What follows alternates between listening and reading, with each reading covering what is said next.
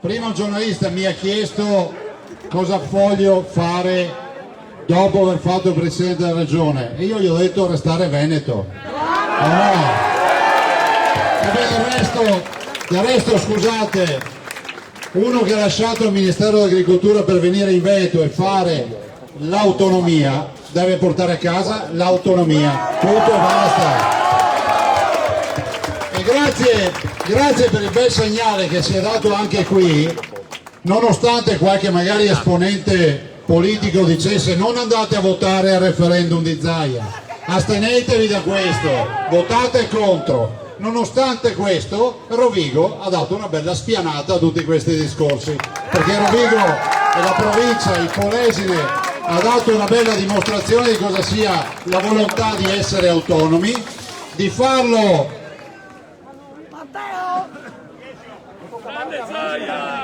Qua da Drio, che abbiamo gente che continua sempre a parlare. Magari è finito, far casino quello qui. Signora scusi, buona. Allora dicevo. Ti chiama Ficarra e ho detto tutto, non parliamo più, amici come prima. Bene, buono. Prima hai capito, Allora vi dicevo, intanto vi ringrazio perché comunque siamo agli ultimi giorni di campagna per le regionali. Voi sapete che abbiamo messo come slogan l'impegno continua e penso che noi possiamo portare assolutamente ottimi risultati in questi anni di amministrazione. L'abbiamo fatta con il cuore, ringrazio tutta la mia squadra che ha partecipato con me a questa avventura, l'abbiamo fatto portando avanti progetti importanti, l'abbiamo fatto pensando alla qualità di quello che è la vita in Veneto. Vi ricordo solo che quando mi chiedono qual è... Oh, ma veramente che aveva il sangue, Ma scusate, non riuscite a stare zitti? Invece loro hanno il diritto di ascoltare, o no? Dicevo che quando mi chiedono qual è il più bel risultato di questa amministrazione, di questa avventura, io penso che il vero risultato, quello profondo, sia quello di dire che ho ereditato una regione nel 2010. Ma sai che te sigli per parlare che boccia? Guarda che cassette vengono. Di aver ereditato una regione nel 2010 dove comunque non eravamo considerati, o meglio ci vedevano come periferia dell'impero, e oggi riconsegno una regione dove il Veneto è sempre in prima fila, sì o no? Lo abbiamo dimostrato con i fatti, lo abbiamo dimostrato con il referendum per l'autonomia, lo abbiamo dimostrato nella gestione del Covid. Grazie a tutti voi che avete accettato, a volte anche sopportato le regole che ci siamo dati, però abbiamo dimostrato al mondo intero che siamo un popolo, una squadra compatta che ha dato una risposta a tutto questo. Ovvio che la partita non è ancora finita, vi chiediamo di portare le mascherine, vi diciamo igienizzatevi le mani, non abbassare la guardia, il virus c'è, ma sappiamo anche che il 95% dei positivi oggi in Veneto non dà sintomi. Il che non vuol dire che dobbiamo stare tranquilli, vuol dire semplicemente che dobbiamo attendere che come è arrivato se ne vada questo virus. Questo è quello che vi dico, è stata una grande avventura. Io ho fatto 140 giorni chiuso nella sala della protezione civile, ma l'ho fatto con amore e l'ho fatto per il Veneto. Perché quando la nave è in difficoltà, l'ultimo ad abbandonare la nave è il comandante della nave, non il primo ad andare via. Guardate, qualcuno dice che è stata una grande opportunità per farsi pubblicità, premesso che prima del Covid mi avevo un sacco di consenso e quindi non avevo... Ma voglio anche dire che nessuno ci garantiva come fosse andata quella vicenda, però ho sempre pensato che fosse doveroso da parte mia, in quanto sono carica elettiva e ad elezione diretta, cioè scelta da voi, che ci fosse il presidente di Veneti a parlare con i veneti tutti i giorni e a parlare anche con i tanti bimbi che sono stati dimenticati da tutti, non dalle famiglie ma sicuramente da molte istituzioni. Qualcuno si è messo a sorridere perché mostravo i disegni dei bambini o facevo nascere, pensi, i pulcini in diretta ho fatto nascere.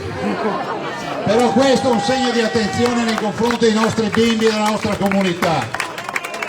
Guardate, è inutile che io stia qui a dirvi tutte le iniziative che abbiamo portato avanti, la sanità, le strade, l'ambiente, l'agricoltura, insomma tutto quello che conoscete meglio di me. Però vi voglio dire solo una cosa importante, è che noi, se siamo riusciti a portare avanti tutti questi risultati, lo abbiamo fatto perché abbiamo sentito il vostro calore. Non dimenticatevi mai che quando venite in piazza non venite a fare una singola presenza, ma venite a ricordarci che voi ci siete, perché come dico io, da soli si fa prima, ma assieme si fa molta più strada. Se non ci fosse la vostra forza, io non riuscirei a governare. E questo deve essere chiaro a tutti. Chiudo perché è giusto, avendo l'opportunità e l'onore di avere qui il nostro segretario Salvini, che poi passo subito la parola a lui. Vedete che qualcuno ha le maglie, no? Processate anche me.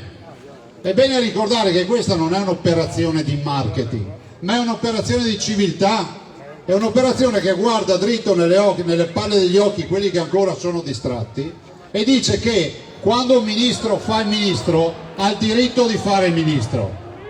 Non è possibile che si pensi di processare il ministro dell'interno Matteo Salvini perché ha fatto il suo dovere. E penso che questo non sia una condizione della politica, sia una condizione della comunità. Mi metto nei panni, Matteo, al di là del dibattito politico italiano, mi metto nei panni di tutti coloro che hanno lo smartphone in giro per il mondo, che hanno le paraboliche e che sanno che in Italia si processano i ministri che rompono le palle a quelli che vogliono venire qui e non scappano dalla morte e non scappano dalla fame. Voi pensate che messaggio negativo stiamo mandando? Porte aperte a tutti, ma finché ci siamo noi non sarà così. Grazie. Ultima roba, Veneti fermi. Le elezioni quando è che si vincono? Oggi? Domani? Dopodomani? Sabato? Domenica? Lunedì? Finché non arriviamo alla chiusura delle urne, ricordo si vota dalle 7 del mattino alle ore 11 di sera domenica e dalle 7 del mattino alle ore 3 del pomeriggio di lunedì, finché non si sono chiuse le urne, riaperte per contare le schede, nessuno ha vinto le elezioni. E vi ricordo che noi non siamo 9 candidati, ma siamo 10, perché ce n'è uno insidioso che si chiama astensionismo. Quindi bisogna andare a votare. Grazie, buona giornata a tutti, grazie.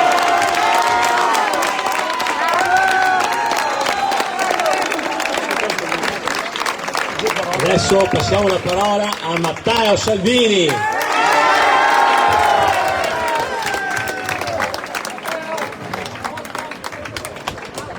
Grazie, perché vedervi così in tanti il martedì alle 2:30 con un bel caldo, fatevelo voi l'applauso, perché non pensavo mai di avere una piazza del genere a Rovigo. Grazie. Ci sarà gente che ha preso il permesso dal negozio, dall'ufficio. Vedo tanti ragazzi che sono qua probabilmente grazie alla Azzolina. Bravo Matteo! Noi sorridiamo, però l'autonomia di cui parlava Luca, pensiamo all'autonomia cosa significa oggi nella vita reale, perché qualcuno al governo pensa che l'autonomia sia solo un principio filosofico culturale. Stamattina mi sono arrivati i titoli delle prime pagine dei giornali della provincia autonoma di Trento, Luca, e sulla scuola. La scuola riparte, a scuola tutto bene. Perché? Perché la scuola nella provincia autonoma di Trento dipende dalla provincia. Gli insegnanti dipendono dalla provincia, la provincia ha assunto gli insegnanti, ha comprato i banchi, ha comprato le mascherine, ha assunto i bidelli, i bimbi, i ragazzi e gli studenti della provincia autonoma di Trento sono tranquillamente tutti in classe, senza nessun problema, grazie al fatto che l'autonomia lì funziona. E guarda caso, provate a indovinare di che partito è l'assessore alla scuola della provincia autonoma di Trento. Ovviamente è della Lega. Quindi, e questo anche a Bolzano, uguale, anche a Bolzano, stesso discorso, stesso assessore della Lega. Quindi autonomia a Trento e a Bolzano significa che i ragazzi e le ragazze sono in classe. Di più, anche i bimbi disabili sono in classe, perché la cosa più incredibile è che ci sono migliaia di ragazzi disabili, Down, autistici, in carrozzina, non vedenti o non udenti, che sono stati vergognosamente lasciati a casa perché il governo si è dimenticato di assumere gli insegnanti di sostegno. Dateci una mano, perché il voto per la Lega domenica mi dà anche più forza per mandare a casa la Azzolina, che è una sciagura per la scuola italiana. Perché studenti, insegnanti e famiglie non si meritano inefficienza, incapacità, litigi. Ovviamente per l'Azzolina, se la scuola non riparte, la colpa di chi è? Di Salvini. Mi sarei offeso in caso contrario. Campagne regionali Veneto. Attenzione, perché lo diceva Luca, non guardiamo i sondaggi, anche i giornalisti salendo, è chiaro che qua non occorre essere uno scienziato per intuire che molto probabilmente il prossimo governatore della regione Veneto martedì si chiamerà Luca Zaia. Tendo ad azzardare questo pronostico. Però attenzione, perché il voto di ogni donna e di ogni uomo, di ogni ragazzo e di ogni ragazza fa la differenza, perché c'è in ballo non solo la riconferma della Lega e del buon governo di Luca, ma il voto di ogni veneto, di ogni cittadino da Rovigo a Padova a Belluno è una riconferma del fatto che l'autonomia dovrà essere una priorità per il prossimo governo. Quindi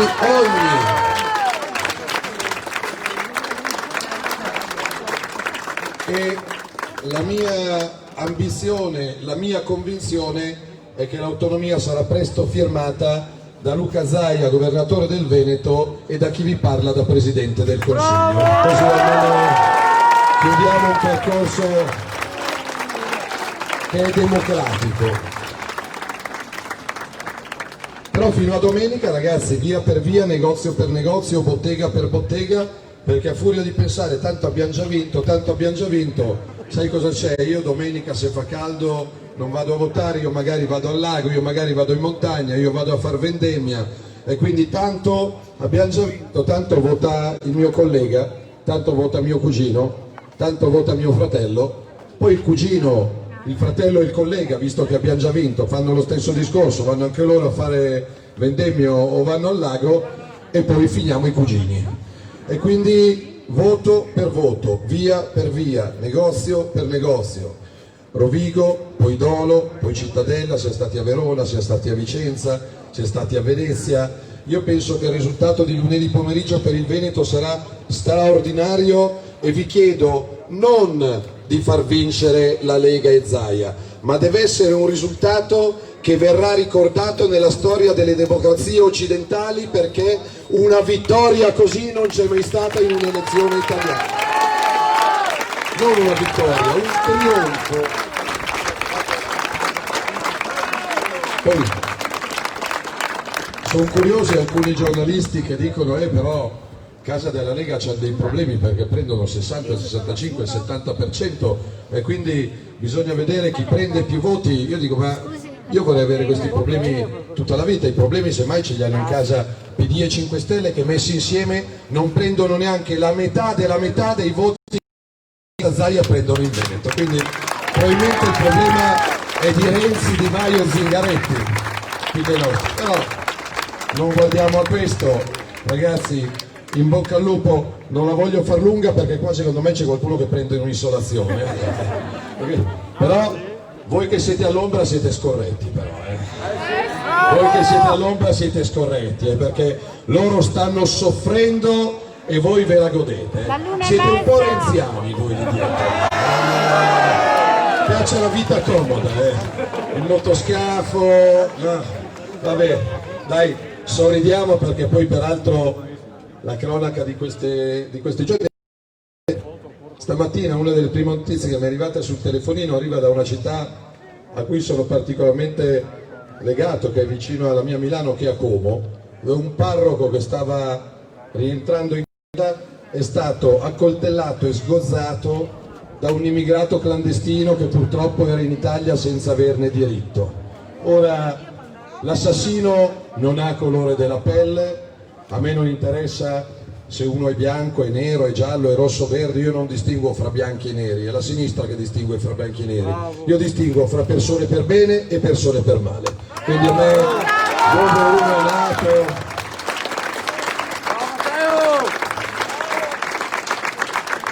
Però siccome purtroppo l'abbiamo visto anche settimana scorsa, di criminali italiani ne abbiamo già a sufficienza, non è un buon motivo per far sbarcare criminali anche da tutto il resto del mondo. Ne ho le palle piene di spacciatori, assassini, scippatori e clandestini. Non se ne può più.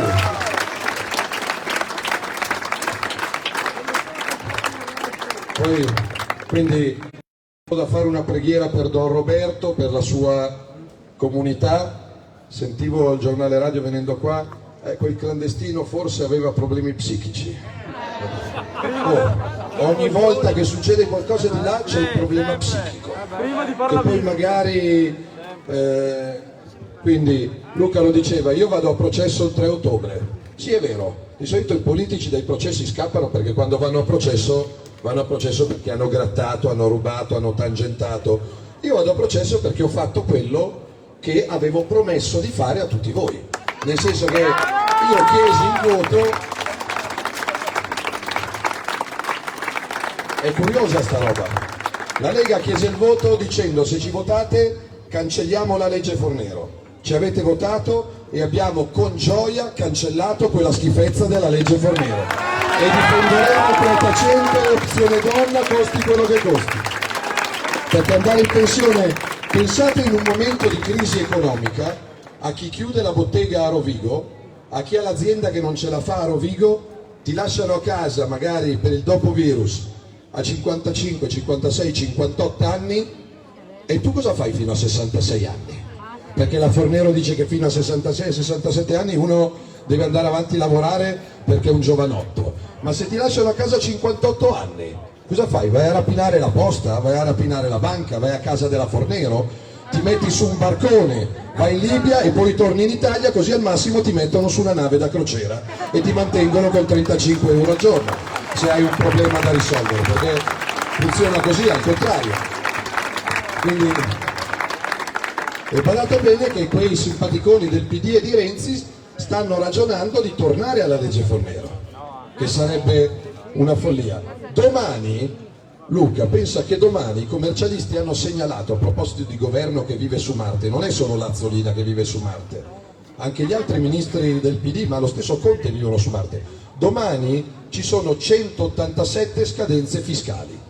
Domani molti di voi che sono in piazza pagheranno le tasse come se nulla fosse accaduto, come se non ci fosse stato il virus, la chiusura, ma vi pare normale? Qual è la proposta della Lega che abbiamo copiato da altri paesi più civili?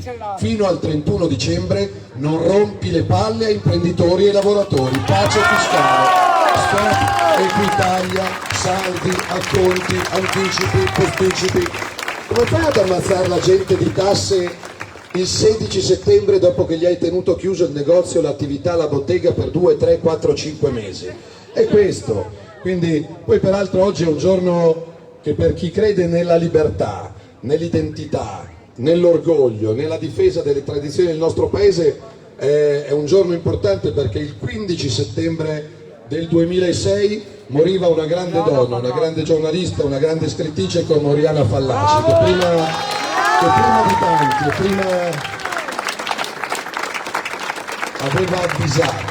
aveva avvisato. Quindi ragazzi, il testimone è in mano vostra. Non c'è da fare campagna elettorale, perché quello che hanno fatto Luca e la Lega in Veneto lo toccano tutti con mano. C'è da continuare un buon lavoro, c'è da continuare che sono un orgoglio per gli imprenditori e per gli operai, per gli artigiani del Veneto. C'è da dare dimostrazione di vita, perché qualcuno, concedetemi questa ultima riflessione, qualcuno tifa per la paura. Fateci caso, guardando anche la televisione, qualcuno tifa per il virus, qualcuno tifa per la paura. Stai lontano, il lavoro a distanza, la scuola a distanza, la didattica a distanza, la vita a distanza, l'amore a distanza, il tifo a distanza, i bambini a distanza. Ragazzi, la vita a distanza era per carità necessaria per un momento eccezionale, in casi eccezionali, ma non possiamo abituarci alla vita a distanza. Siamo donne, siamo uomini, siamo mamme e siamo papà. Viva la vita, viva le persone che si incontrano, viva le persone che studiano, che lavorano, che amano, che tifano. Questo è. Quindi in bocca al lupo, buon voto, e concludo con una riflessione personale ed egoistica. Votano domenica e lunedì 7 regioni italiane, vota il Veneto, la Liguria, la Valle d'Aosta, la Toscana, le Marche, la Campania, la Puglia, quindi milioni e milioni di italiani. E io sento in giro un'aria bellissima. Nel fine settimana ero a Bari, poi ero a Foggia, ho fatto in queste ore l'Abruzzo, tutte le Marche, stamattina ero in Emilia, Macchio e Bondeno dove si eleggono i sindaci, poi Veneto, stasera vado a dormire in Lombardia, domani abbiamo Lombardia, Piemonte, Valle d'Aosta, giovedì la Liguria e venerdì chiudiamo in Toscana. C'è una bellissima aria, c'è voglia di cambiamento. Nelle piazze di solito io sono un po' deluso perché a Rovigo non c'è neanche un contestatore di sinistra, non c'è neanche, ma non avete un centro sociale, qualcosa, una sardina, un merluzzo. No, ma dico in piazza, perché in questa campagna elettorale ci sono quelli che vanno in giro con la bandiera della pace che si chiamano democratici, che poi sono così democratici che ogni tanto tirano sta il collo strappandomi la camicia e il rosario, proprio di tutto. Però se alla sinistra rimane la rabbia, il lancio di oggetti, i fischietti, gli insulti e le minacce, vuol dire che non solo politicamente ma anche culturalmente abbiamo già vinto, e alla loro rabbia rispondiamo col sorriso, con l'impegno e col lavoro, e se serve anche col perdono. Io quella signora l'ho già perdonata,